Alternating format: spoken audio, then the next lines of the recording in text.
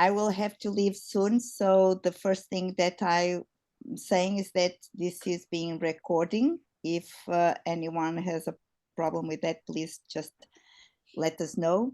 I would like just to welcome you. I will have to leave very, very soon because I'm in China right now, so a little bit late here.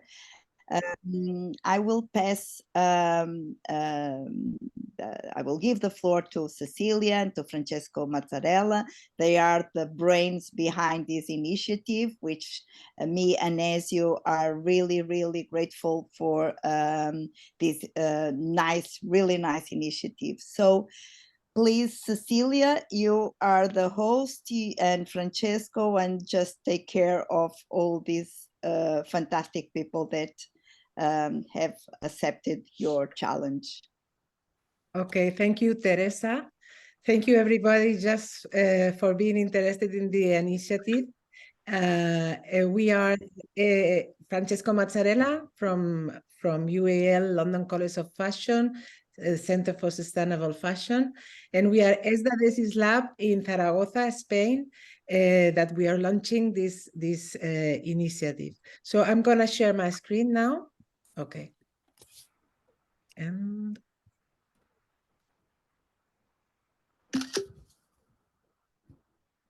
we can see it. That's great. Maybe whilst Teresa shares the screen, I encourage everyone.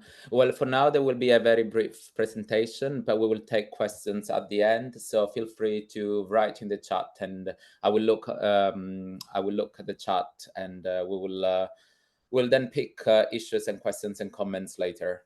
Thank you. Thank you. Just a little bit of moment. I'm having a problem here. Where is it? Yeah. Okay. Okay, can you see it, please? Yes, we can. We just need to go back to the first slide. Yes.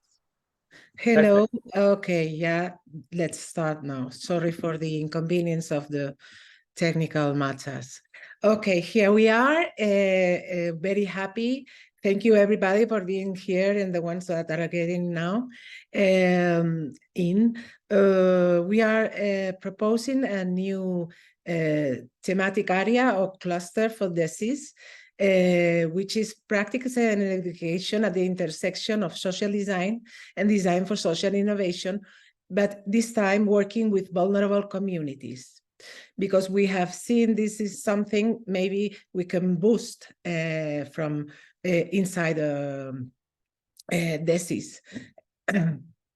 So this is the agenda. What we're gonna see today is first an introduction by us and Francesco, about 15 minutes.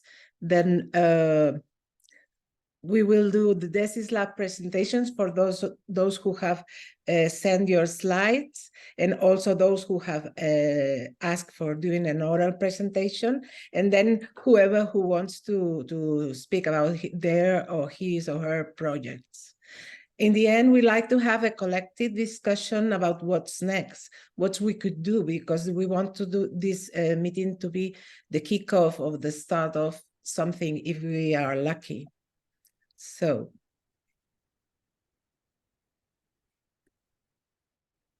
as an introduction for the new cluster of thematic area, we have stated that make this a statement which says, given the current world's environmental, social, and economical crises, it's increasingly recognized that designers can play an important role in working with vulnerable people and persons at risk of exclusion.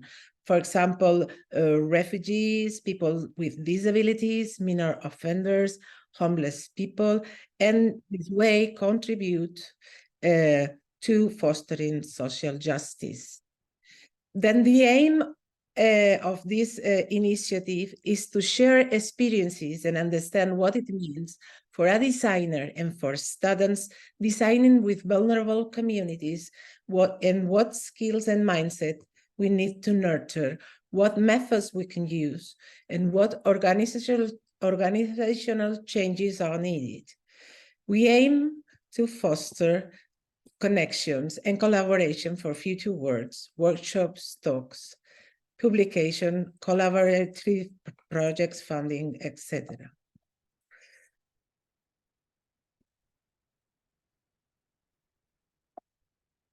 Sorry. I'm sorry.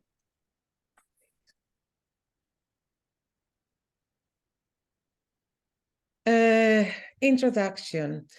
Some of the results of the survey, we're going to take advantage of all the people who has answered, even when we don't have everybody here, which is logic and normal. There have been 13 answers to the form, and people from very different countries, just from 10 different countries, such as Brazil, Canada, China, Cyprus, France, Korea, South Korea, Sweden, New Zealand, USA, from both coasts, United States. And in this project, what we will be able to see, we have highlighted keywords taken out from the project you have put in the form. Just things like high security spaces, fostering entrepreneurial skills among women who come from marginalized backgrounds, the vulnerables, the students, homeless women, research projects, extracurricular programs. There are things that appear once and another. Food insecurity, people living in food deserts, Black birth equity, very interesting things we are all working already at, and with people we are working with. For example, decolonizing fashion, free school meals, the elderly, risk of disaster victims, prisoners and staff, etc. We will share these slides with you to see, and also the meeting is being recorded, to see which are the coincidences of each other's and see if we can work together in some way.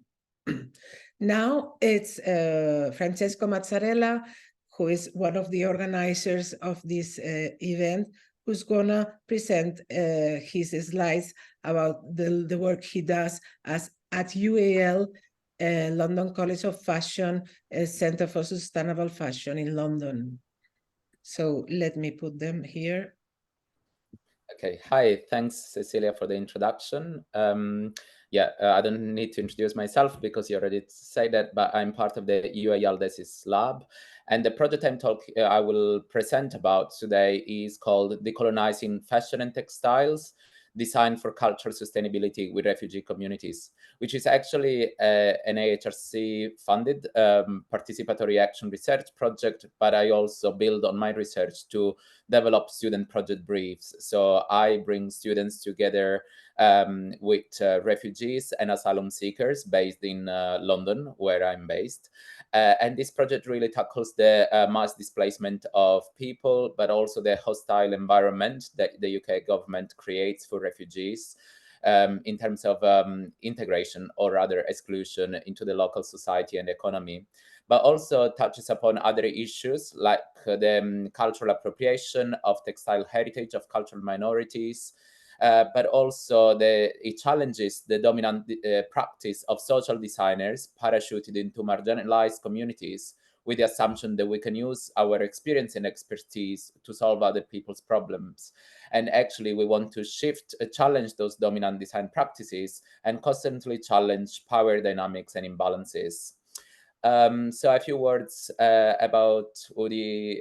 Of course, this project, in this project, we face lots of challenges, but also opportunities for learning.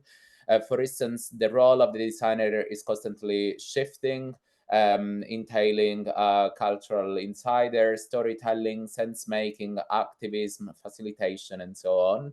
And this is increasingly important as universities play a social purpose and designers play a more activist role.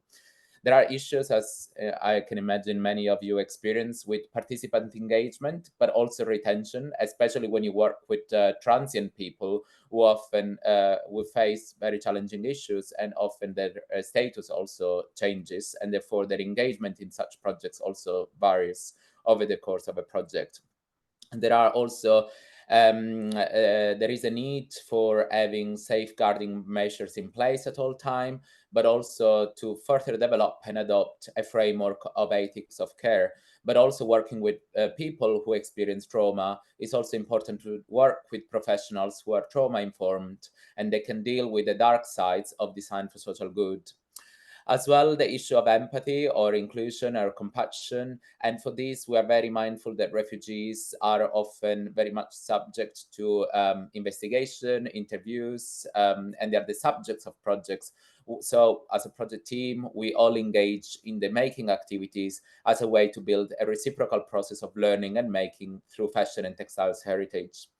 But also in this project, we are also challenging, whilst one of the initial ambition is to sustain cultures, we also experience that we need to consider culture not as a return to our roots, but rather as roots through culture evolves, moves, and develops. And also participants are using fashion and textiles to rebuild their shifting identities, are they building their lives in a new place. Also in this project, we have 9 project partners, and it's sometimes difficult to navigate conflicting agendas of different organizations. And then, as I imagine many of you are also familiar with this challenge, the challenge of evaluating social impacts, often considering the impacts are very much qualitative, difficult to capture using traditional metrics of success. And also we need to find suitable language to articulate those stories of social change. And then as well, the legacy of the project. I'm mindful that design activists always do an intervention, but I'm very mindful about what do we leave behind with our projects. So we're constantly trying to point out other opportunities available for our participants locally, so that we can pave progression pathways for them. And finally, as a next steps, so we did lots of storytelling, mapping, manifesto making, co-creation of fashion and textile artifacts. And now we're moving towards the outlining of a social enterprise model to enhance the resilience of refugees. But also we are convening soon a series of roundtable discussions with refugee organizations, policymakers, and fashion professionals to outline recommendations for policy change to overcome some of the barriers that UK-based refugees face. And finally, beyond the specific next steps of the project, in this meeting, I wish that we can share experiences with other DESIS labs like you, and maybe we can share a new cluster that can foster collaborations amongst us to, as Cecilia said, maybe to do collaborative projects, publications, and contribute to the ESDA DESIS days and so on. So thank you. And if you want, these are my contact details and the website of the project. But we can talk more later in the discussion. Thank you. Thank you. Thank you, Francesco. Let's follow. Then is we can, as Francesco presents introduce the work we do at ESDA in Zaragoza in Spain. I've just put some pictures of the last projects. We've been working in education in social design from 2017, and we are quite a small school, but there are many teachers implied and many students involved in this kind of experiences. Here we have 2 pictures of the last ones, which are social theater with homeless, which is a beautiful interdisciplinary project in which the 4 disciplines of design have worked, such as product design, fashion design, graphic design, and spaces design. And on the left bottom, we have a project we did with the elderly, very interesting, with people suffering from Alzheimer conditions, and the photo family album, which was very, very beautiful. And then here we have the 2 recent projects we developed last year. One of it is with minor offenders, in jail, to humanize spaces, working with interior designers, students. And then we have on the right side, refugees. We work with refugees and their cultural identity by also gathering different disciplines, and they have, it's about such as photography and also fashion design and so on. So it was beautiful. It was last year, and it was a little bit inspired also in Francesco's work where we work with, which I learned with him in UAL the last years. And then we want to introduce the ESDA DESIS Social Design Days. This year is going to be the 3rd edition, and we want to invite you all if you want to work with us. I'm going to put a short video of 1 minute so you can see what we did in the 1st edition. Sorry for this. Okay, then jump and just the audio, maybe. I'm not sure if the audio.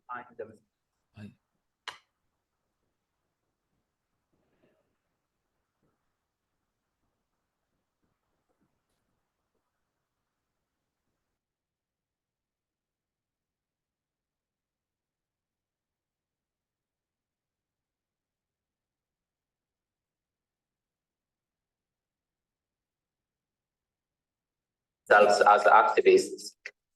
I'm sorry, I start again.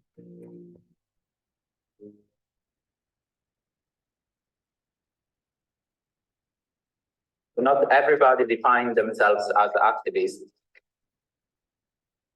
but they all express an ambition to play a more activist role.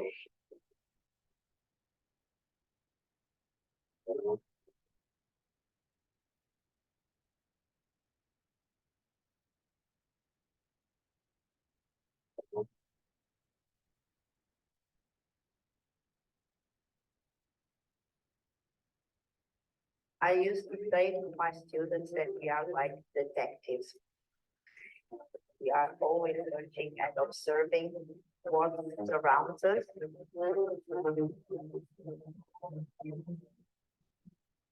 It's a process of learning together by doing together. Okay, thank you.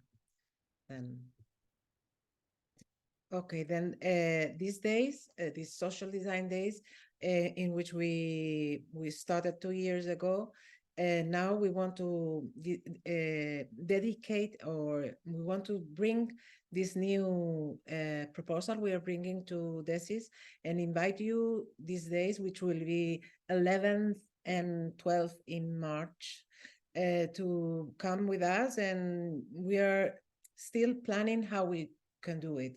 And one of the reasons of preparing this meeting with Francesco and the ESDA DESIS Lab was to discuss and maybe bring something you can bring these days to ESDA, because we have an opportunity to be face-to-face and see each other in the flesh, which is quite important and different.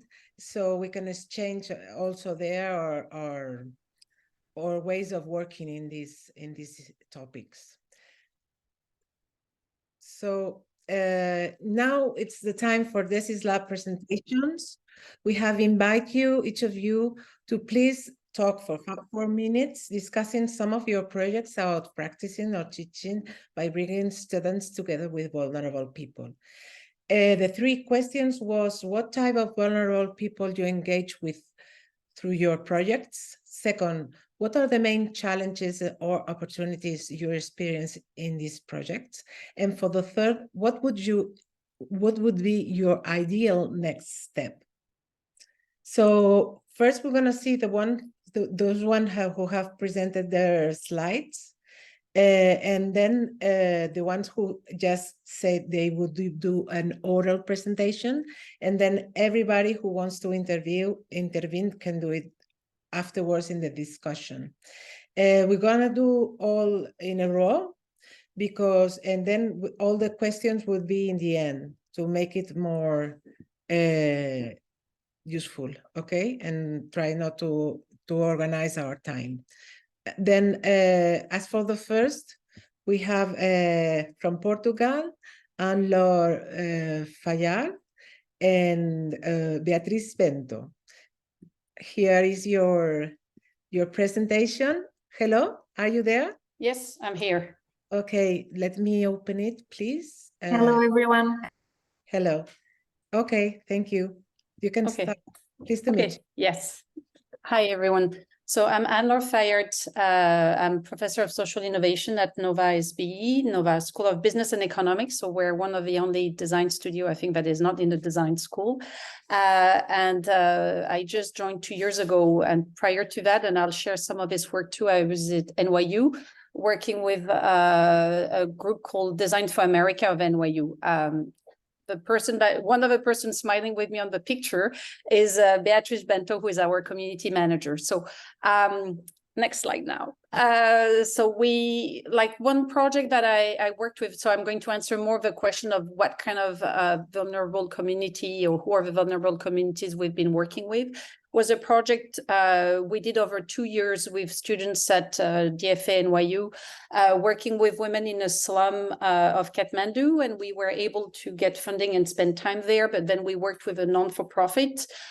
We got money from UKAID, and so we piloted some of a project which was community-centered to try to empower these women to be able to make a living. So that's the first project we did, but it was 2 years, a mix of face-to-face and online. And Francisco is talking about like the difficulty of multiple partners in different geographies with a lot of online work is complicated. So as we were doing this pilot in Kathmandu, we also decided, next slide please, to work with migrant women from Bangladesh that were living in Queens in New York, thinking that at least we could go there. You know, it was just an hour and a half on subway, so it was easier, and try to prototype or pilot the same concept that we were trying to do in Kathmandu. And so here these women were trying to learn, well, they were in fact, I didn't realize, but they were sewing. So it was, I guess, textile and fashion, you know, there. Next project that we did again with DFA NYU was again with women, but in this case, homeless women in New York. The project lasted 2 years. We iterated many times. It started working on sanitary pads for these women, and it turned in the end realizing that there was an issue about awareness. So we ended up doing a pop-up exhibit that we co-created with 2 women. So we spent a year with the students going and spending time with these women on a weekly basis. And next slide. Another project still in New York was with people with disability, and we did a one-day, design jam, and working with an organization called ADAPT. And the way we worked, that was interesting in terms of how do we think about engaging people, vulnerable communities, was that ADAPT insisted that their members were consultants to the students. So we, brought them in, and they were working with the students as consultants and not as like people we were helping. Next slide. So now, 2 years in Portugal. So what we did,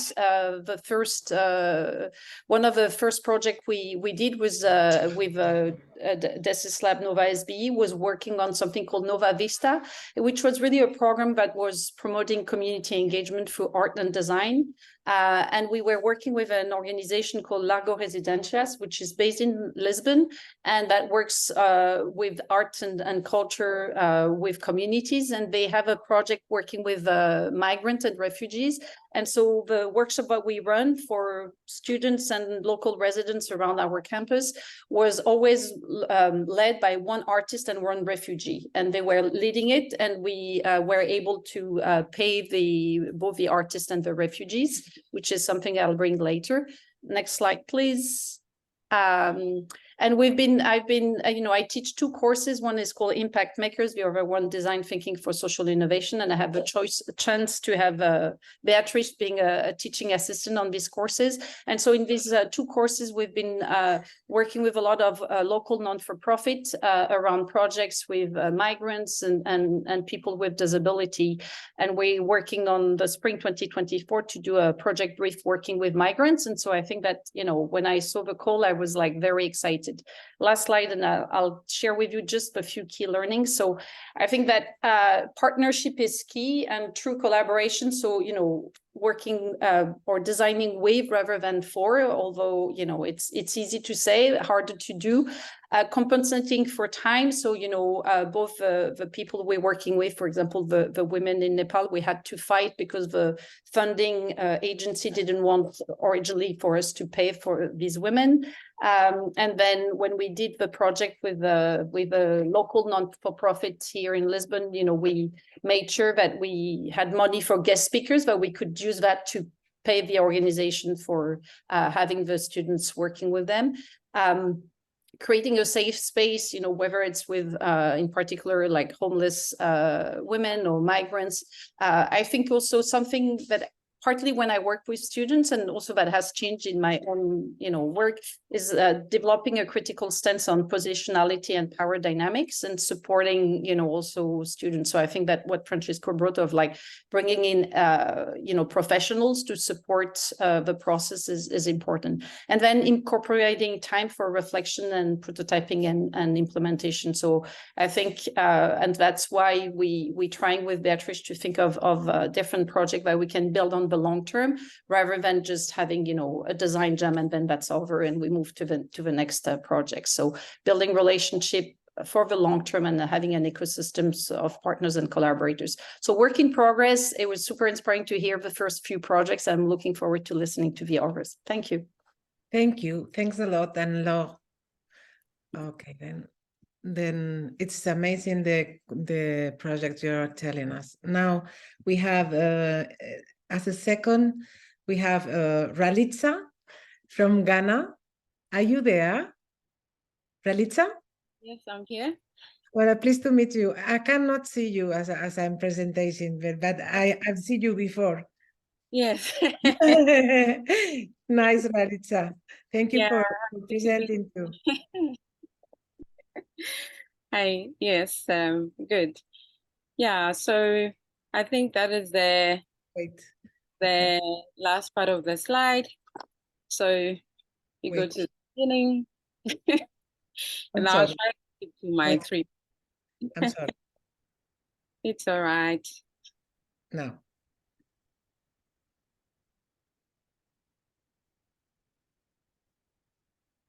I don't know why it does not run.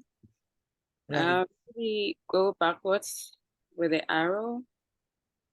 Maybe. Yes. Okay. Sorry for the inconveniences. Technical. No? Now, okay. What's backwards? Yes. Okay. Okay.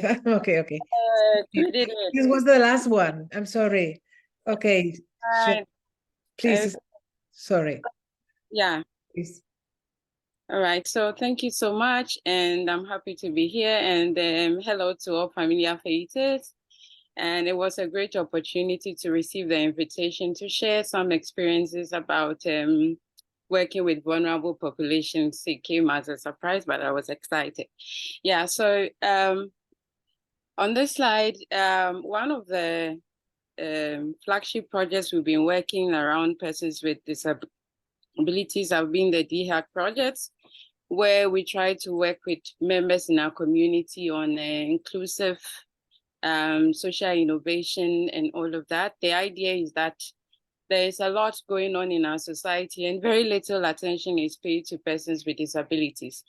So we work with, in collaboration with ITG Inclusive Tech Group, as a way of bringing in technology to help persons with disabilities. But the idea is that they design these solutions themselves, they work together, and we try to give them, provide the avenue for them to get these skills and also become independent and entrepreneurial so that they can transfer this into their various communities. But the nice thing about this project is that we are working with university students, and they are also working with the people within the community. So it becomes a very collaborative work. And it's not only students from our university, but we are also normally inviting people from other universities and other people who are also interested to participate in this project.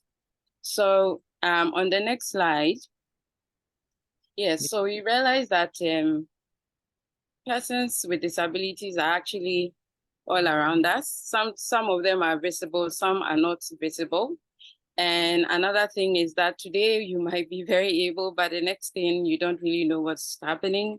And so as designers, as we continue to work within this space, it's also very important for us to look at the vulnerable groups and then engage with them and then see how our design skills can permit innovation to happen and also provide livelihoods or improve the livelihoods of persons with disabilities as well. Or in another sense, also give them the opportunity to come to the table. And anytime we are working in this space, one of the things that I say from the design sense is that although we say persons with disabilities, is also persons with abilities, because most of the time we focus on the disabilities and not focusing on the abilities people have. And most of our people in this space also have a lot of abilities, and we must provide an avenue that permits those abilities to be used to contribute meaningfully to society. Yeah, so on the next slide, so these are some of the activities where we're working with visually impaired, and we get stakeholders coming in, and then together they design some of these tools themselves that can be helpful to them so that it will help them perform their tasks better, because sometimes it's very expensive to buy high-end sophisticated equipment. So we have to look at a little bit of frugal innovation here to see what they can do and also actually come up with something that can help them. So we have a lot of things like walking stick coming out, specific kind of wheelchairs that has been upcycled in a way with integrated with technology to help with mobility and all of that, etc. So these are just a few of the projects, but there are a lot going on.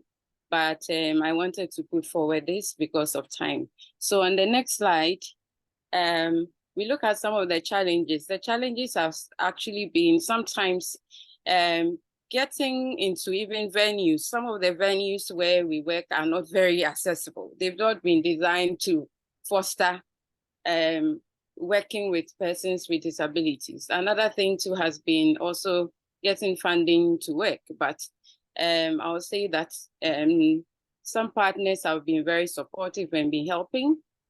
So it helps us do some work that gives us some opportunities out there. The beautiful thing is that, as we all say, that design, when we have problems can be very beautiful because then we get the opportunity to innovate. So now the opportunities are that we can do so much for society through design engagement and all of that, and also work with persons with disabilities. And once they can do things around technology, it also gives them some skill sets that can help them also perform better in community. Yeah, so on the next slide, our next steps is actually, we are really working hard to solicit for more funding and also try to also look at a specific persons with disabilities that might need special attention with the kind of projects that are related to IT, because there are different kinds of disabilities and you may not be able to address all of them within a given project. So we are really looking forward to that. So on that note, I'll stop here and I'll share the link to the project site. And of course, if you want to learn more, you are welcome to contact me. And yeah, so thank you so much. Yes. Thank you, Raditza. Thank you. It's super interesting. Okay, now we go with DESIS Centro Mexico. Paulina, are you Hi. there?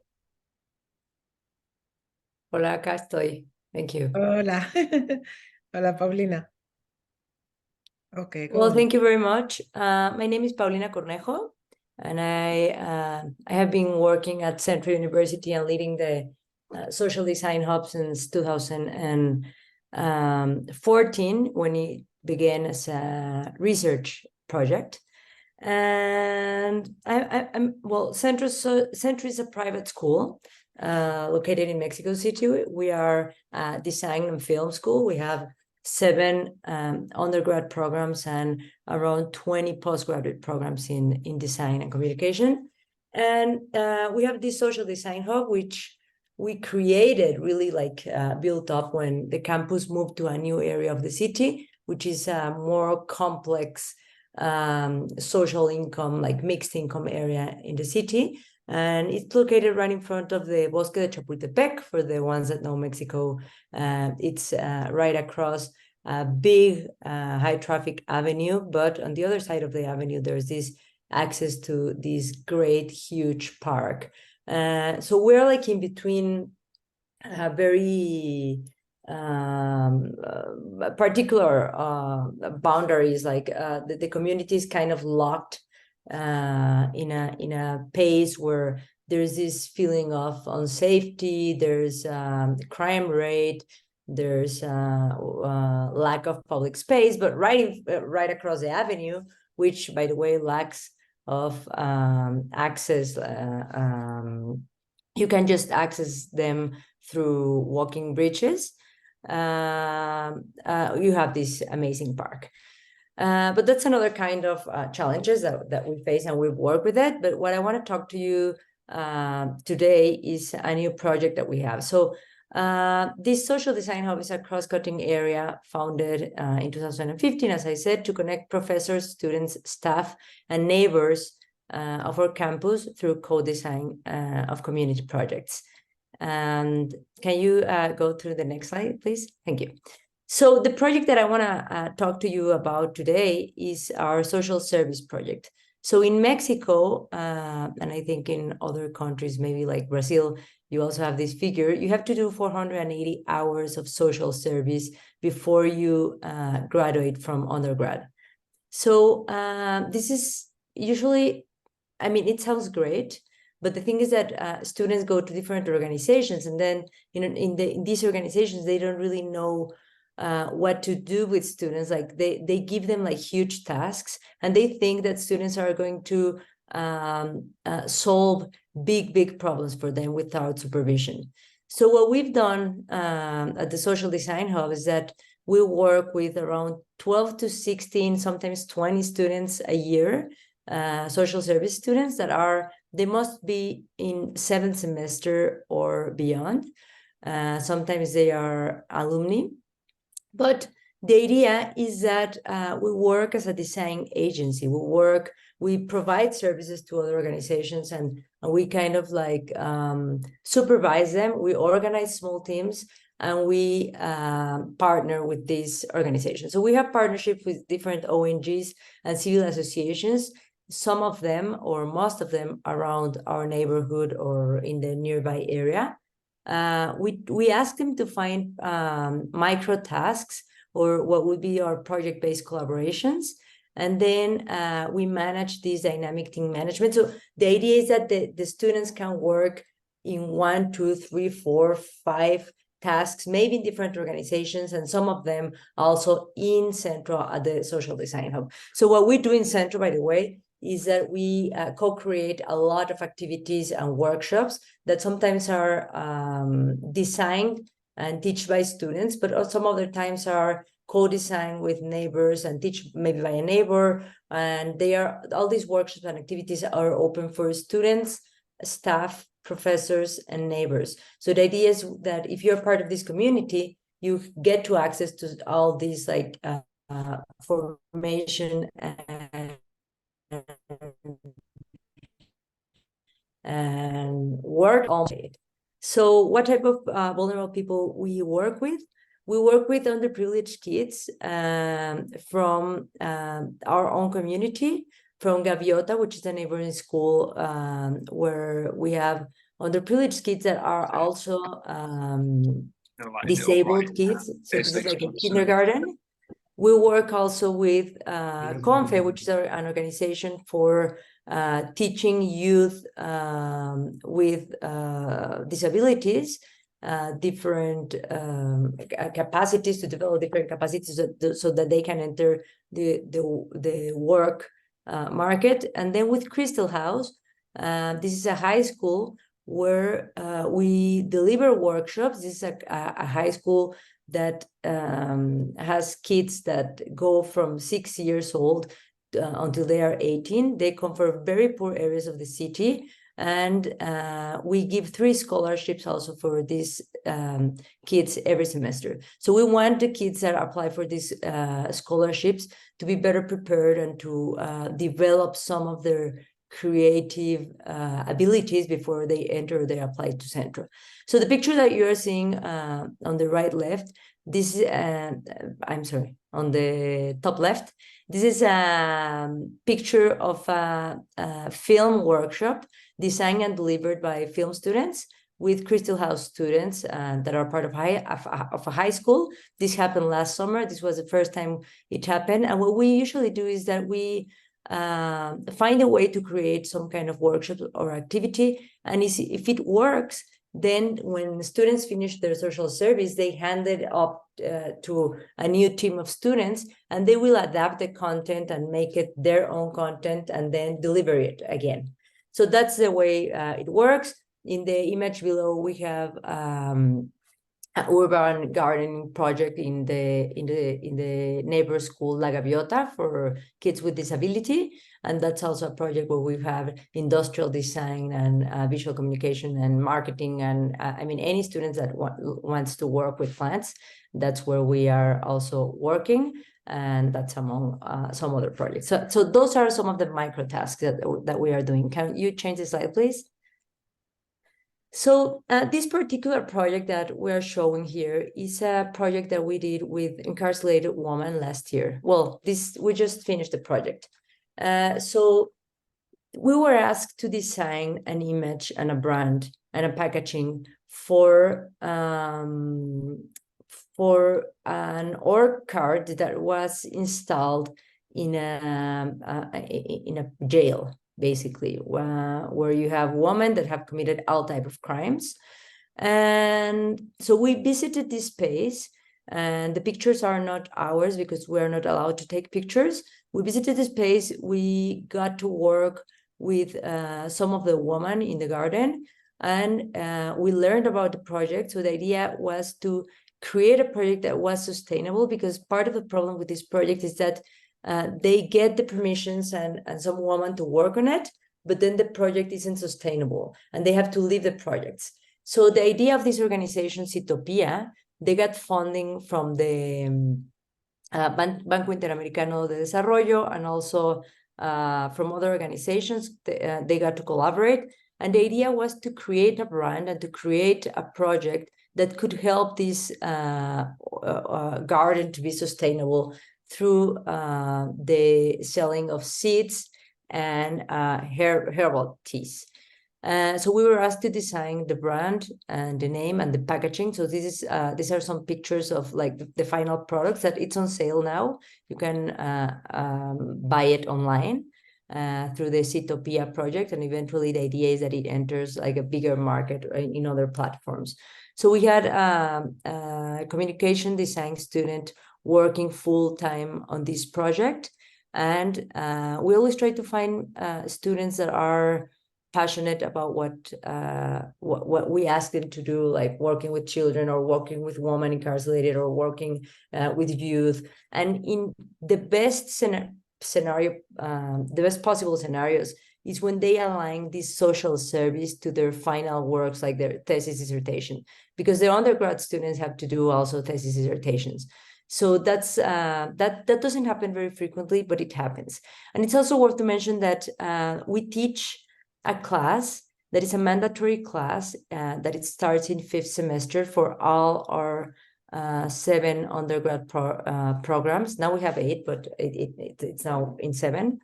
And this mandatory class is about social innovation and sustainability. It's designed for social innovation. And then when they go to the next semester, in 6th semester, all of the students have to take the second part of this class, where they take their projects to a different stage, and they get to implement these projects. And what we ask them to do is to find an opportunity, to find a challenge that creates value in our surrounding community, including the school, in our community.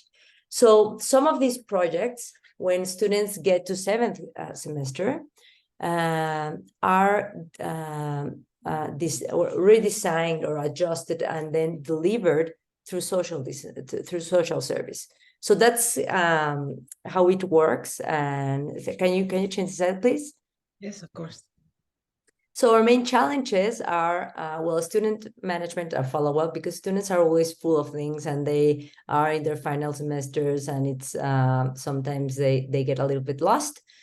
And the high expectations of organizations, as I was mentioning at the beginning, with respect to what a single student or a small team can accomplish, and especially in what time it can be accomplished. And budget. Organizations usually don't have budgets. Sometimes they do have some very small budgets, and we can adapt to it if we have this information. And our main opportunities are, well, replicate this approach with more organizations and help them be more efficient with the social service and the kind of services that we can provide them, and systematize the micro-task approach and make it easier for organizations to detect them and ask and request the service to us. And our ideal next step would be to document and scale. And of course, when I say document, I'm so thinking about evaluation. We do evaluation with our students, and we do a lot of follow-up with what kind of projects they did, what was the impact, what they learned, and etc. But as it was mentioned at the beginning, it's very hard when you are talking about this kind of projects to evaluate, and especially when you work with organizations where people is always like moving and living in this type of organizations. So that's basically what I wanted to share with you today. And my contact is below, and I'm going to share with you also our webpage if you want to visit it. Thank you. Thank you very much for organizing. Thank you very much, Paulina. It's great. Let's see. Okay. Then thank you all. We can keep the conversation later. There are many things that come to our mind that are similar with the little things we do. So here you are the one with slide now. Please, those who have asked for some minutes to talk about their projects without slides. Shall we start with Canan from DESIS Lab at Design School Kolding, Denmark? Hello, are you there? Yes, I'm here. Thank you very much. My name is Jana. Yeah. One question. Can you see her? Because Yes. Okay. Okay then. Okay. No, nothing more. Okay. Please, Canan. Thank you. Yeah, you're welcome. And thank you for the invitation. It's really a pleasure to be here. My name is Jana Nakoglu, and I work as an associate professor at Design School Kolding in Denmark, where I'm the head of the master's program called Design for People, where we mainly teach social design to our students and participatory design and co-design approaches to our students. I have also another role. I am affiliated with the Lab for Social Design at the school. And I'm in the team who is leading the research and development of the lab, so to say. We are very much involved in working with people with different needs and focuses, ranging from not only in our lab in terms of research and development projects, but of course in the education. So they're very much intertwined with each other. we have an approach which is very much, rooted in participatory design and co-design, with thematic themes focusing on creating empathy, care, and equity, so to say. We use very much everyday activism in most of the projects, both with our students, but also in our research projects, where we work very much hands-on with different types of communities, ranging from immigrant communities or residents living in deprived housing neighborhoods, on healthcare, for instance, with cancer patients, people with different types of disabilities, both physical but also intellectual or mental disabilities. Our main focus or main purpose is to contribute to the everyday life of different types of people, on sustaining their well-being in different parts of everyday life, of course. When it comes to, I'm checking my notes because I took notes regarding your 3 questions. When it comes to main challenges or opportunities, one of the main challenges is that, especially when you work with immigrant communities or people coming from refugee communities, it takes time to create this trust and to get them to open up and participate in a much more active way. That's one of the challenges that we experience. But so far, in all the cases, we overcame that challenge because of the approaches that we took so far, based on care and empathy, and really paying close attention to creating a safe space for all of them.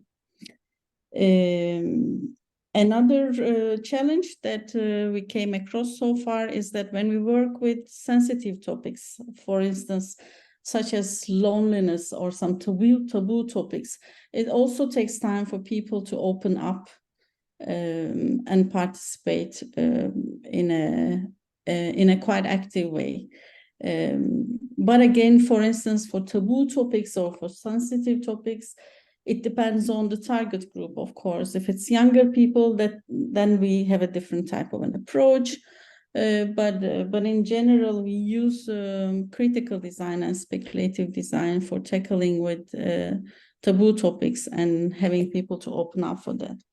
So that seems one of the challenges, but that it turns out to be also an opportunity for us to explore different ways of engaging with stakeholders, so to say.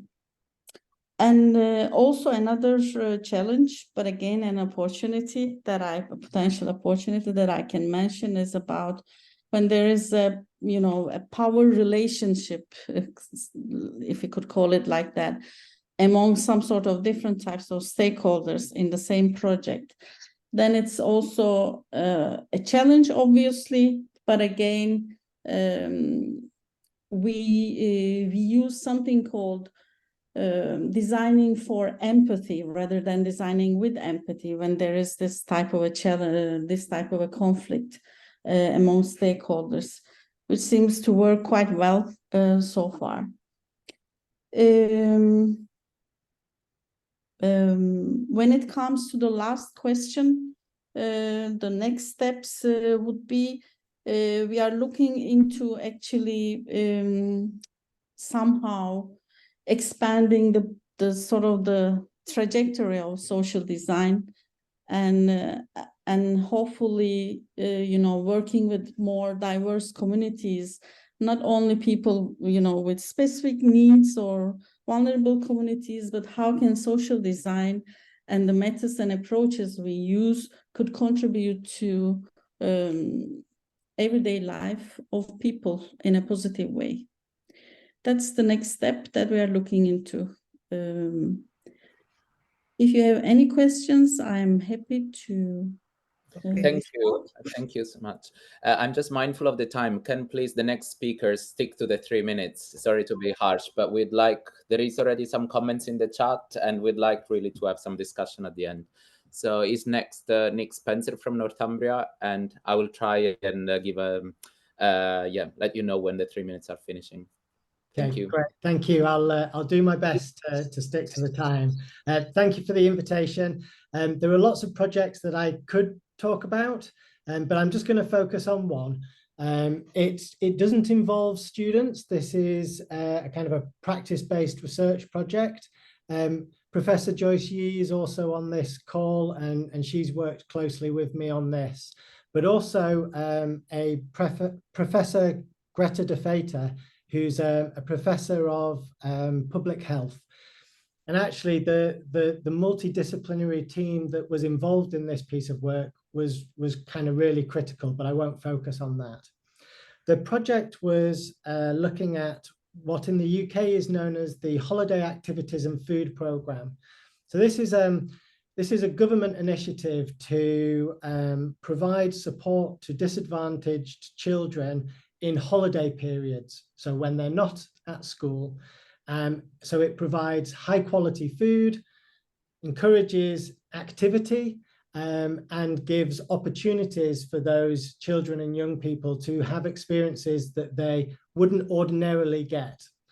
But the problem is that the age range that this program is supposed to cover is everything from 5 years old to 16.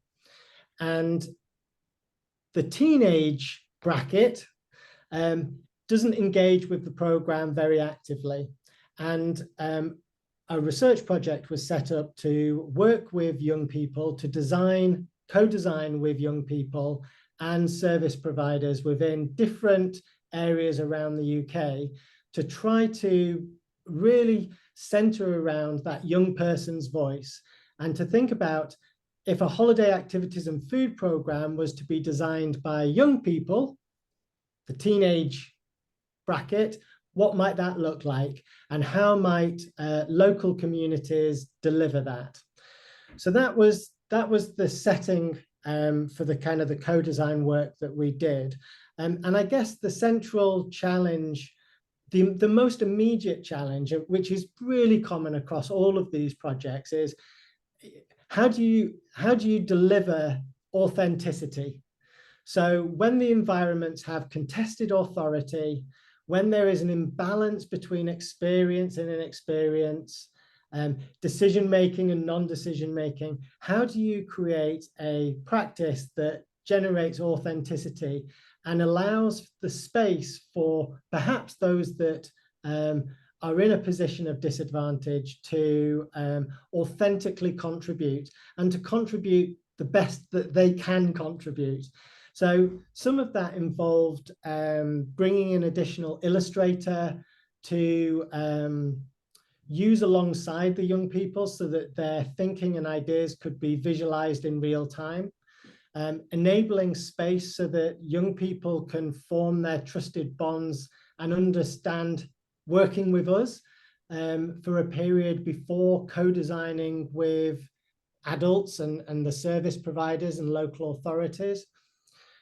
But the main challenge that Joyce and I had as the kind of the outside design leads for the project was really about how do you effectively within a bounded project deliver something that's meaningful for local communities, that allows us to understand models across a country so that you can develop a national understanding, and how do you set the grounds for evidence collection to inform policy more effectively? So there was the immediate challenges of how do you support co-creation and work within situations of contested authority. But I think that that's quite common, and lots of us work in that. For us, it was, to what extent can we build a national picture, start building the groundwork for an evidence base around new initiatives implemented, and how do we use that as part of a process of lobbying for political change and policy. Thank you. Thank you. Thank you, Nick. Very interesting. Now, there are a lot of things to speak about with your proposals. Let's see, Jennifer May from Design Matters Art Center, Pasadena, California. Are you there? Jennifer? I can hear you. Can you hear her? Maybe not. I'm actually looking at the list of participants. Yes, she's not here, I think. Oh, okay. Then if she's not here, we can go ahead with Nikos Soulele from Cyprus, who was here last year in the ESDA DESIS Days, Social Design Days. Hello, Nikos, are you there? I'm here, and it's good to see you all, and it's good to hear you all very loud and clear. I'm not going to engage too long in this because I understand time is of importance, as our friend Francesco reminds us. I've posted in the chat 2 links. One is the journal that we work on, Discern, on social change, social design, and the other one is a link to our student projects, where people can get an idea if they're interested to see what kind of work we're doing down here in Cyprus. So I'm not going to go too deep into that, being fully aware of the time limitations that we have. So if you don't mind, I'm not going to comment beyond saying that I did post 2 things in the chat. If people are interested to follow them through, please do. At the same time, however, I have to admit that I'm completely and totally overwhelmed with what's happening in Gaza. And I have to say, everything else seems to become second in my life right now because of the events in Gaza. So I'm happy to move on to the next part of this discussion, which is, to open it up as the organizers want to do and have the discussion. If you don't mind, I'll stay laconic. It's not that I'm not interested. I'm very much interested to hear what you all said. So if that's enough, I will shut up now. Sorry. Thank you, Nikos. Yes, we are all concerned with Gaza. This is very, very, very horrible situation. Hope it passes soon. So next, now we can start our discussion if you want. If we want to any one of you talk about something, I'm gonna stop sharing the screen. Even when just as suggestions, there were these proposals which were from when we were preparing the DC meeting. We talked that maybe some prompts could be action and next steps, who wants to be involved and collaborate. In what ways shall we collaborate? You can come. We have this opportunity to take advantage of this ESDA Social Design Days, in which we can see each other and talk about these topics. It could be then a showcase in here, workshops, panel debate, keynote speeches, etc., round tables. How do we want to structure it? If you want to do it by subgroups, or which could be the frequency of the meetings, 2 times a year, whatever. What support we need from DESIS Network and beyond. So if you want, we can start. I'm gonna stop sharing. This is our contact data. Anyway, we will share with all of you these slides, and it's always being recorded, so you can find all this information. So I can see you now. Let's see. First of all, is Ezio here? Yes. Hello, Ezio. Please, could you tell us a little bit, or how do you see all this? You're on mute. Me? Ah, no. No, Ezio is muted. Okay. Okay, so nice to see you all. And I will make also some parallel observations. So I really like that not me or Teresa or who are normally now in charge of coordinating something to take the decision. So let me say only something that is a little bit, as I say, kind of a frame of what could be the work that we are doing. So first of all, I'm very happy that is happening for one reason. This initiative has been taken, to be said, mainly by Cecilia, by Francesco, and afterwards some other friends and colleagues around. And this is maybe, I would say, quasi the first time that really something happens, something that is exactly how we would like that the network work. So we would like that the network exists, thanks nowadays, for instance, by Teresa and Giselle and the group that helping Teresa, keeping together the network, making some very little things happens. But afterward are some groups that have to gather together and try to do something together. And this is really one of the first times that is totally autonomous, and therefore is the best that could happen. So I'm happy to be here, and thanks for letting me say something. But I will not be I will not be the one that say what to do in which way. But the second thing that is make me happy is the following. You know, someone of you know that is a bit, but a little bit an issue about social innovation and social design that are not exactly the same. And I don't want to spend 30 seconds to try to go again on the theory why the one is a little bit different from the other one. But it's sure that design for social innovation, that where the network started, has been mainly driven, let me say in a relatively rough way, mainly driven by kind of a middle class problem for some reason that I will not discuss now. And I have nothing to say, God, because also the middle class generated a lot of good ideas. And but it's true. Now this is the first attempt that tried to put together what is necessary. So it's necessary to bring some ideas or to observe some ideas that happens mainly for the people that could be defined fragile, marginal, in one word, poor, let's say like this. And therefore it's very important. It's, in my view, at least for the sake of what we want to do together in the future, is not more than important, it's fundamental. And it's fundamental to give to the DESIS work this centrality.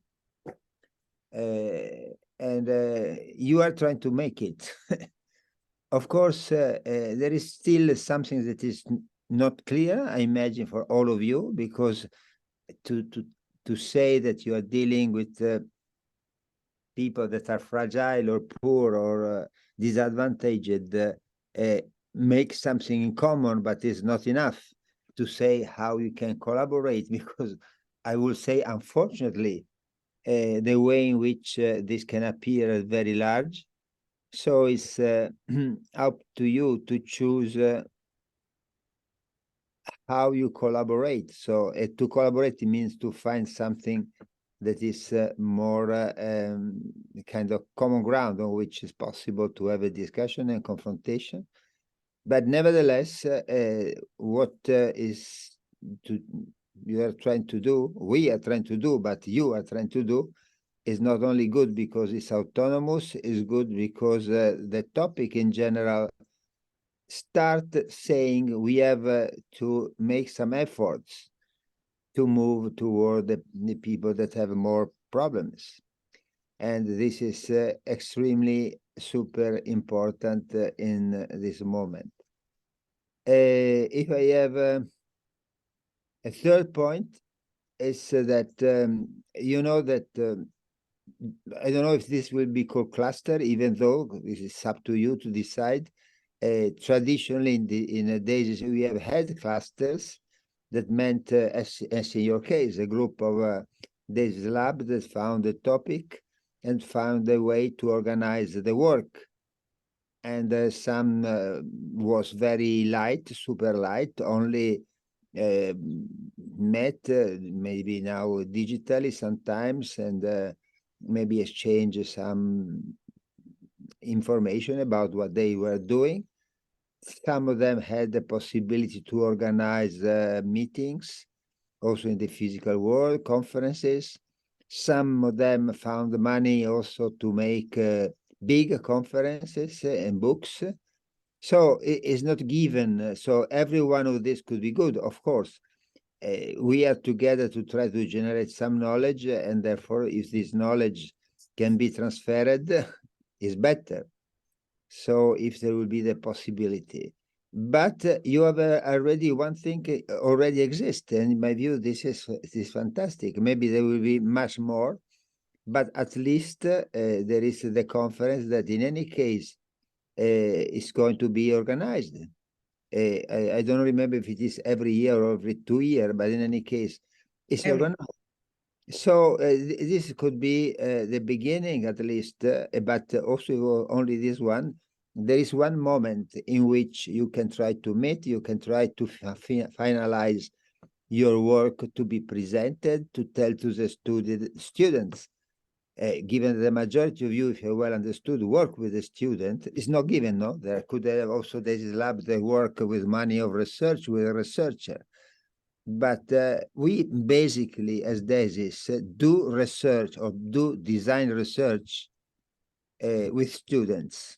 That, in my view, is very good. Afterwards, it's also good if you have money to do some work with a researcher, but it's very good to do the money with the students. And therefore, there is one moment, in any case, every 2 years, in which it's possible to meet, and to meet physically for who can, or digitally, and having a moment to confrontate, etc. So I think that the simple fact that thanks to Cecilia and her school, have the possibility to say, okay, this group can have one moment, one every year, that permit this kind of confrontation, and to give maybe not necessary to think for the eternity, maybe for 3, 4 years, and seeing what happens in 3 or 4 years. For me, it's already a minimum of a motivation, organization that is, okay, we have to organize this meeting and see how in this meeting some questions become better than now, some answer start to be consolidated, etc., etc. So I find that thanks again to Cecilia, and also I know that for some reason she always worked with Francesco, because they are also offering the very basic of a minimum organization that is, in any case, could be enough to keep the group together. Finally, this is only a suggestion. I've heard your presentation, and also this presentation was short, was possible to understand more or less which kind of work you're doing, but of course not to really understand how it works, etc., etc., etc. I personally have a question that has been said, but I want to underline. I repeat, from the same project, you can, a rich program can be seen, a rich project can be seen by many points of view. So you can choose which are the point of view that you can try to share, and to start to build some common knowledge.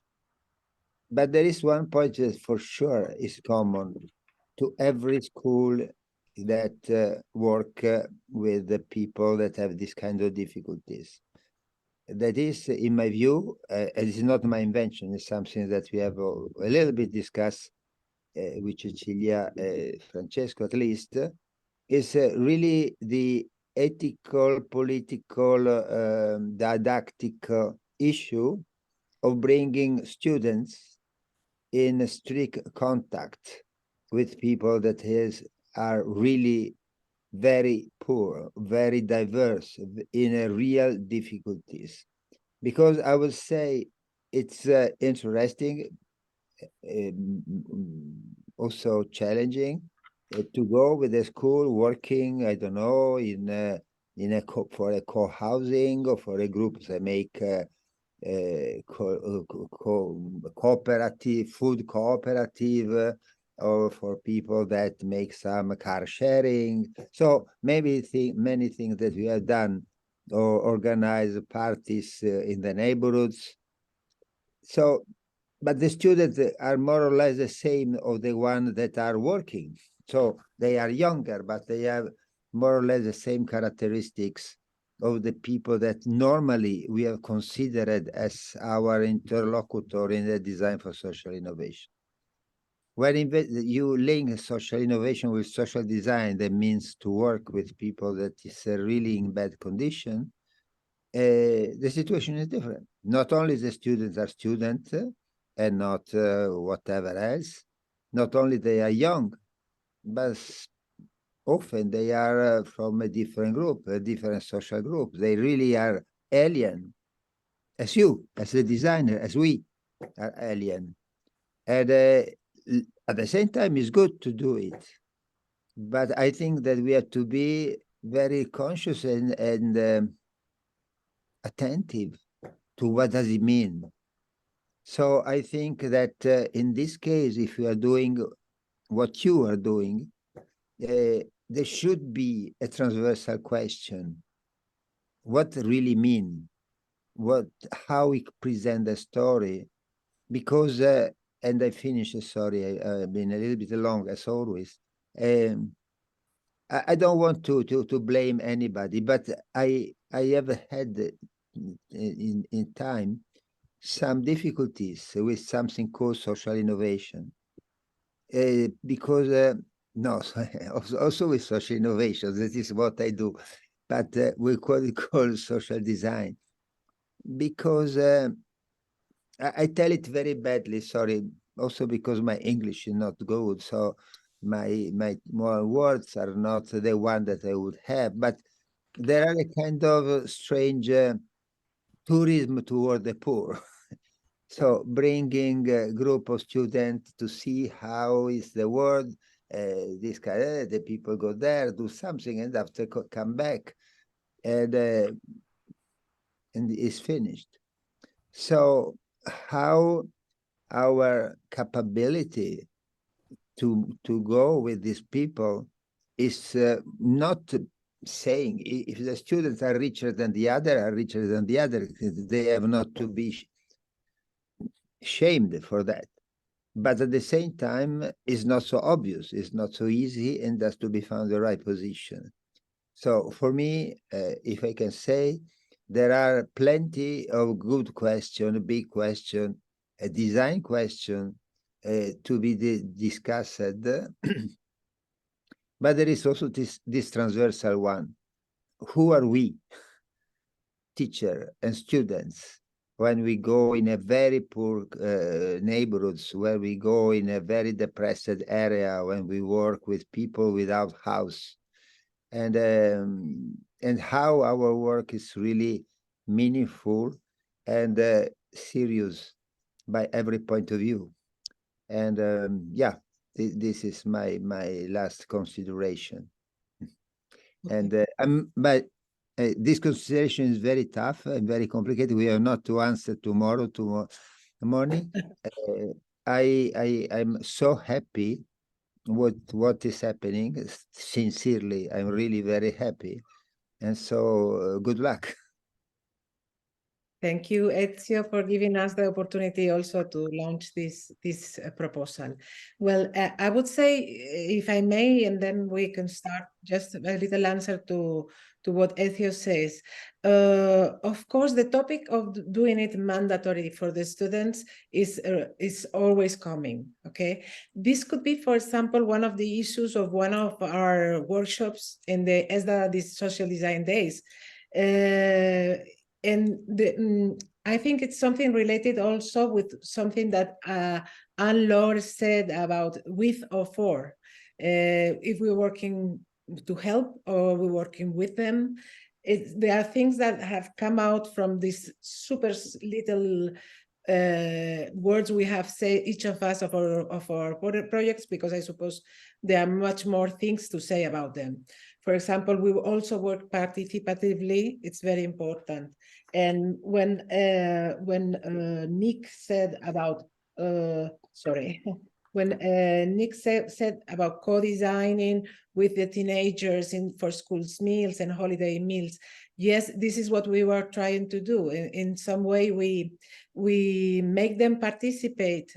Or one idea is to make these teenagers participate in what they are going to do, so they appreciate it. But all these things are theoretical and could be treated in further e-meetings, and also, of course, in these days, in the social design days. So the main aim of this, and I'm finishing now, sorry, the main aim of this e-meeting is not so much, not theoretical, but much more practical in the sense of organizing what we are going to do in the future. That's all. Thank you. I just really want to have some dialogue. So Yankee has her hand up for a while, and then also Carla shared in the chat very important questions. So thank you. Yankee, would you like? Yeah, I came today represent my colleague from Sweden, because I think they have a very clear concern, like what we started to debate about this vulnerability. What's that mean? Because I put in the chat, I think we are even moving beyond design with, because I think if our student have ADHD, our student is an immigrant. So what is the relationship between us as the design teachers and those actually having the issues that you say vulnerable group is actually become our students? So how can they design for themselves, by themselves, for themselves? So I think that's is a very big question from my colleague in Sweden, because we are actually looking at that. So that's why they are very concerned about the definition of vulnerability group. What do you mean by that? And so, yeah, I just want to raise that. Thank you. And as well, considering the short time, this is an important question that we can't answer now, but as well, it was just opening up the conversation to unpack really what it means vulnerable. Yeah, so it seems like there is an interest in there, so possibly there is a demand actually for this cluster to unpack this. Carla, your point? Thank you for this initiative. It's a pleasure to be here. We have some stories on DESIS network about working with this issue many years ago. So the issues as you has raised was about that. For example, the convergence and differences when we speak about social design and design for social innovation is something that we have discussed a lot. And I was looking as you for your text where you did a proposal on that time about these differences and convergence between social design and design for social innovation. I couldn't find it in DESIS network. If you can share with us or send me or to Francesco, and because it's a proposal for us to think on, and it's not a matter of doing this or that, but it's a matter to understand what we are doing in DESIS network. And the second point is in our DESIS Lab, one of the important issue is the engagement of students. I have mentioned in the chat that we should, because this is a precondition for our work here to go, because our main power are the students. So do you know we have engaged in the organization of DESIS students network? So we have some experiences on that. So the way we engage students are essential for the life of our labs and for life of DESIS. So I think that this would be an issue that we could open up a conversation. So the different models you use to engage students and so on. For example, the lab I work, and this is another, so maybe we need to know each other. So first step, one issue, maybe a kind of questionnaire could be passed on with these questions. So we can a little bit have some feedbacks on what people are thinking on that and have a second meeting. A second point is that in DESIS Network, there are labs where there are undergrads and grads students, and there are labs that have only undergrads. So this is also make a difference, because for some labs, the work on DESIS on vulnerable and everything we are saying here involves grad students. So you have a push on research, and some labs you have undergrads. This is an important difference for us in this cluster. So to understand the members, what they are interested on and how they're gonna work together. So this is a second point. And the third point is we have a geographical differences. So I totally agree with you. I'm from Brazil, and here, what is vulnerable? And we have a huge issue about tensions between middle class and other groups, and tensions that is also political and other things. So it's very important. Fourth point is how students are engaged in the projects, and the model I mentioned is not only financial, could be credits, and we have a lot of alternative models that we could design with.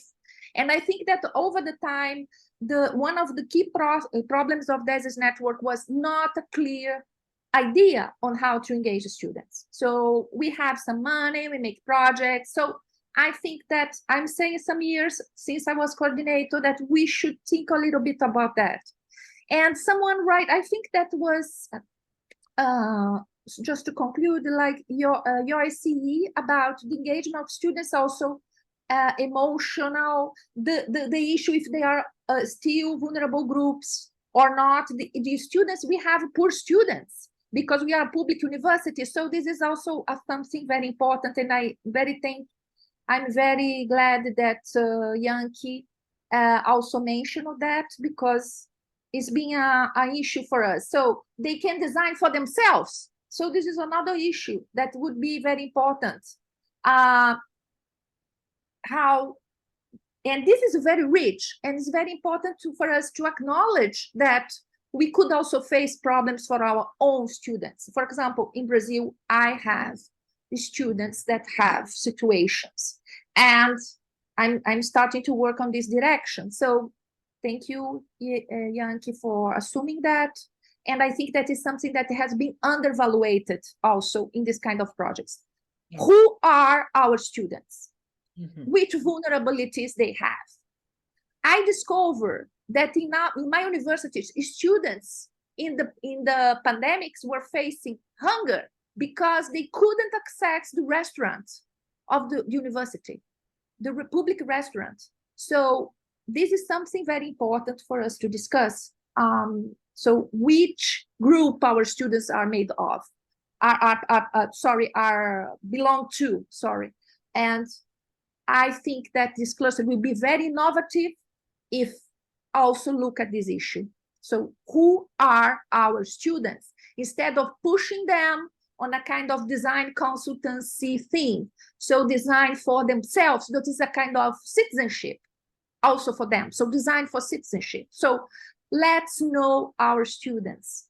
That's my discover. So I started to put water, I'm trying to work with food, and so because they don't tell. So they don't tell, they don't assume, because design is a kind of force. So I'm designer, I will solve the problems, but I have problems also. So let's assume, and we also as professors, we can be vulnerable. I became old. So now the world is changing for me. So maybe it's something, an issue that we can work with, instead of going to help someone also without any kind of guilty, to work on ourselves also. Thank you, guys. Thank you, Carla. Cheers from Rio. So, well, I'm happy to stay a bit longer, but I don't know, people already have left and need to leave. But first of all, for us, it's important, unless there is someone, but we will follow up. But who is, now that you have understood a little bit about what we want to do, and as well you have been maybe inspired by others, we'd like really to know who do you be involved, who do you like to collaborate. So either maybe write in the chat, but anyway, via email, I think we can follow up. And then I guess Cecilia is inviting you all, us all, to come to go to Zaragoza in March if you want to come as well. I guess, yeah, then discuss with Cecilia about finance, but I guess you can find ways to apply for funding to travel yourselves. But eventually, if you do go, there is not only just a conference, but there are workshops, exhibitions, so different way. And as well, we convened this meeting in order to find ways in which we can collaborate, which can be different than the traditional. It's not just a normal conference. So do you want to showcase your work? Do you want to deliver a conversation, a panel debate, a workshop, or a presentation? And then as well, we'd like to know, how do we want to structure this group? Do you think we should organize subgroups? How frequently do we want to meet? Do we just meet once online in the autumn and then in person in Spain? And then as well, do we need some support? Shall we ask, what support do we need? Do we want a visibility in the DESIS network website? Do we want some funding for traveling? Or from DESIS, well, I doubt there are money, but or as well, which other support we can tap into? Sorry, Cecilia, do you want to say something? Yes, too many questions to answer. Okay. Yeah. What I see transversally in all we've been talking about today are different topics, such as how we define vulnerability, how should students define their position, if this kind of work should be mandatory to the students or not. Empathy, I think, is very important, what Canan was talking about. Also, the difference between social design and social design innovation, said Carla, how we engage the students in this kind of work. So maybe we can take these topics and I can send a questionnaire to you to see what you think about, and maybe we can take 2 or 3 of them to work in the ESDA Social Design Days through roundtables, through workshops. We have a little budget. We can just bring 2 teachers for these days, but I think it would be beautiful if you could come with some kind of grant. I don't know how, because it's Zaragoza is a very nice city. We are half an hour by train from Madrid and Barcelona, and we will be happy to have you here. Anyway, even if you are not able to come, I would like to follow doing this kind of conversation. So maybe we could do 2 or 3 or 1, I don't know, meetings a year with one topic to talk about, because there are many things that are here just underlined, but we have not talked about them. So me, myself, I've seen that I've just talked about the vulnerable groups we have worked here in Zaragoza, but not the way we do it, which is part of, just in 3 words, participatory, immersive, and peer-to-peer, which is very important too. Not helping, but all at the same level. For example, so we can speak a lot of things. What do you think about it? How could we organize it? Jose. You're on mute, Jose.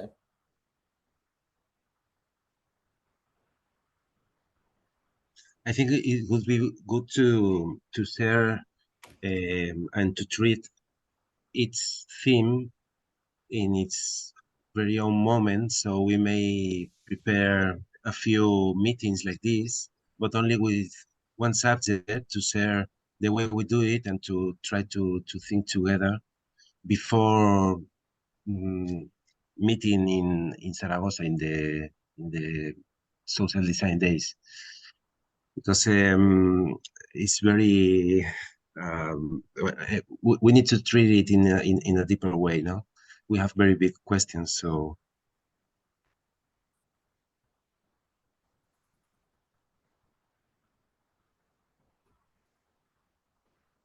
May I suggest something? Yes, please.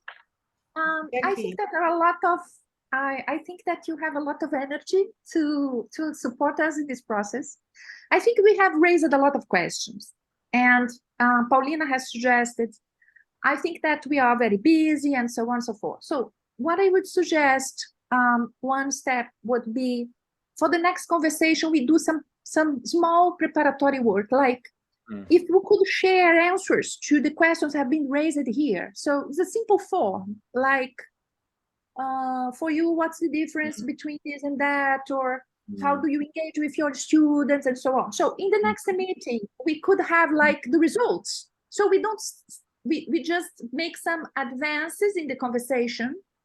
And this is important for us to know each other. I would like to suggest also that for this kind of meeting, that is not presentations, because this happens all the time, that presentations take a lot of time. So it's good for us to maybe everybody have a site or social network, so they can share social network, so they can also, so we can have a kind of identikit of who is here. And the question is, are you engaged in this cluster? Yes or no? So the next one could be who we are, and based on this questionnaire, that's not maybe to be wrong, but the key questions that have been raised today. So these are the answers. And also you can ask in the questionnaire, so I have more time, how this cluster could work. So we can answer there with more time. And instead of giving this here and I have some experience in the cluster, I know what you have, so we have some experience in the clusters in DESIS and some suggestions to do. So I think that it would be interesting. And also to make this identikit, because the links are very important for us to visit the projects and understand who we are. Sorry. Okay. Thank you so much. But also we should download the chat and then share with everyone the links and everything that's been shared. Okay. Yeah, Jose, I hope you can manage to download the chat. Ezio, yes. You are on mute. You're muted. I would like to give two suggestions too. One is try to give each one of us, or each one of you, give a definition of what is the disadvantaged, or how you can say the people with the problem. So in which way you see the people with problem? Because as if I well understood, Yoshi Lee was saying before, this is very important, because otherwise everybody has a problem. So and so this could be, the spectrum could be large as every human being in the humanity. So in some way, I think we are not in the position now to give a definition today, and it will be not good if I don't know, Cecilia, Francesco, simply because they are the organizers, they give a strict and fixed definition. So you have been good, in my view, as I said, to put together the people, to give the sense that we wanted to go in a certain direction. But now it would be nice if somebody would try to give this first definition, in which way the people that we deal with are vulnerable, in need. So this probably we will have different definitions, but maybe the different definition can overlap. So we will have not everything, we will have our definition. Maybe our definition will be different from the definition of somebody else. This is not important. The important is that we have the capability to have a discussion. The second one, the second proposal is each one take a project, the project that they are doing, and try to extract a question. So, but a rooted question, so a question rooted in the example that they are doing.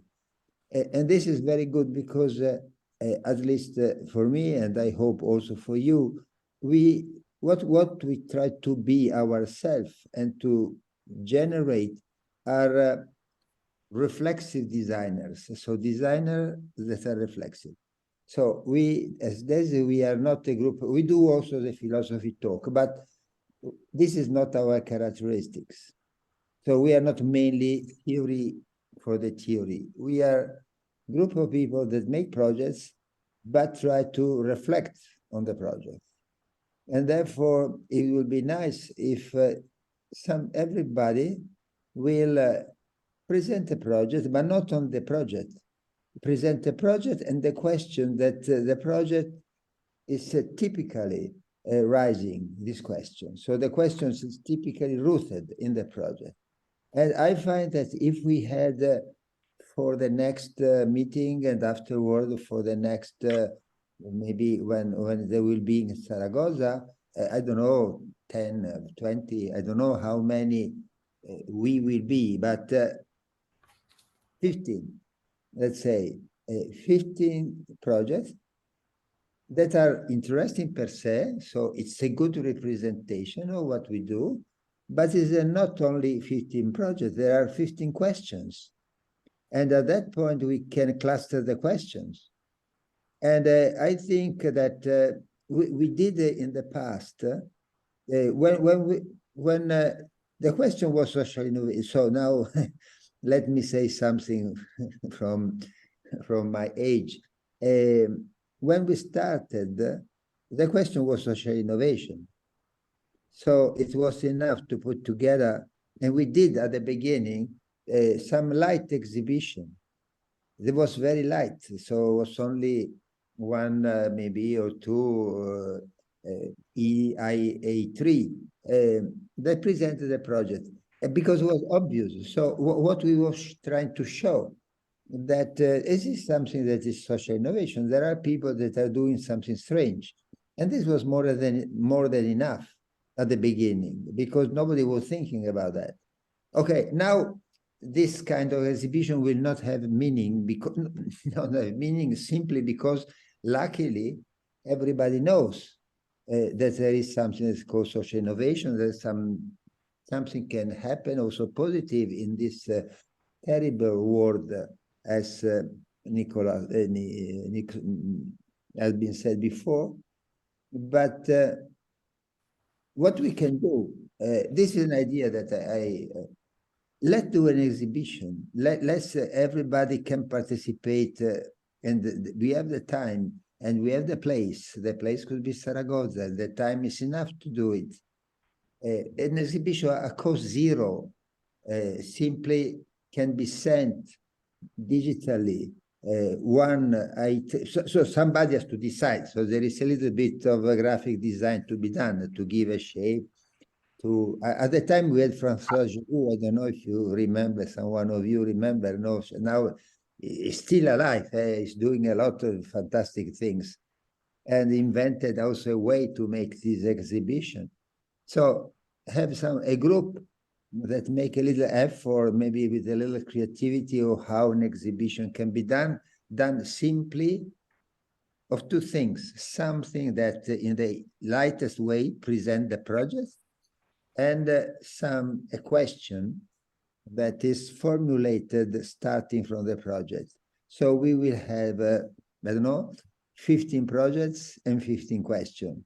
And afterward, maybe they can be clustered as a project, because there will be projects that are doing with the prisons, project doing with the migrant. So this is one kind of cluster in relation to what you do, and another kind of cluster that is in relation to the questions. And also afterward, the discussion also in Zaragoza can be on these two axes. So what are the clusters in terms of what we practically do, prisoners, migrants, women, poor, etc., and another one in relation to main question.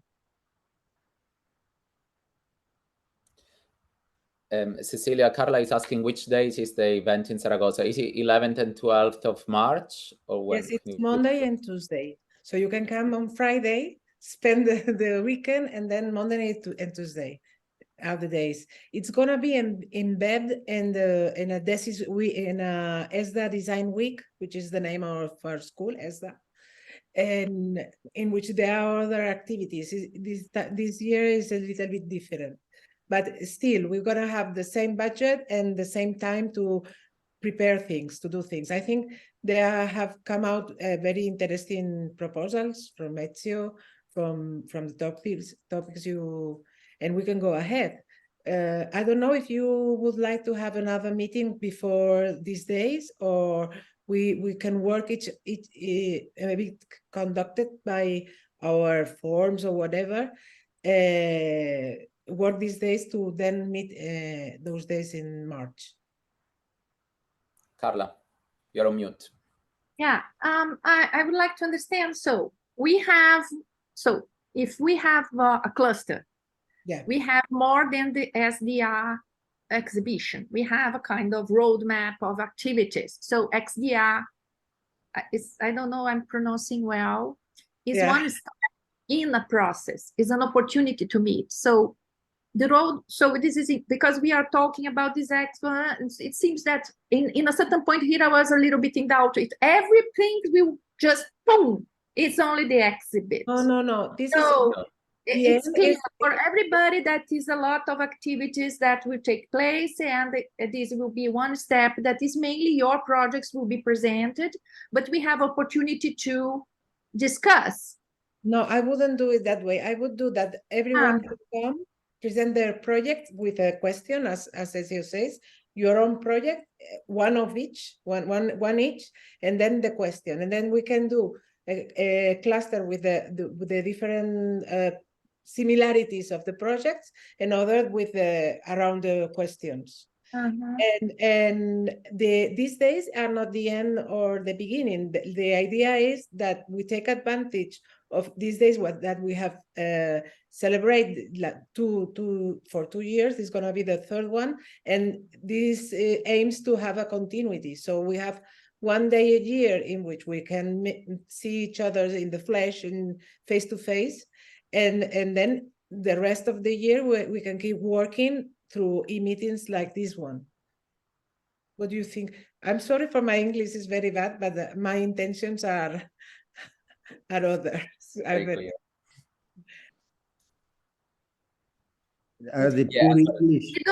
We don't need to say apologize for our English. We are doing a huge effort. No, are the real English people that have to apologize because they speak very complicated language, a kind of dialect that we cannot understand. We are all talking international English. That is becoming the real English. The other one have to learn how to speak international English.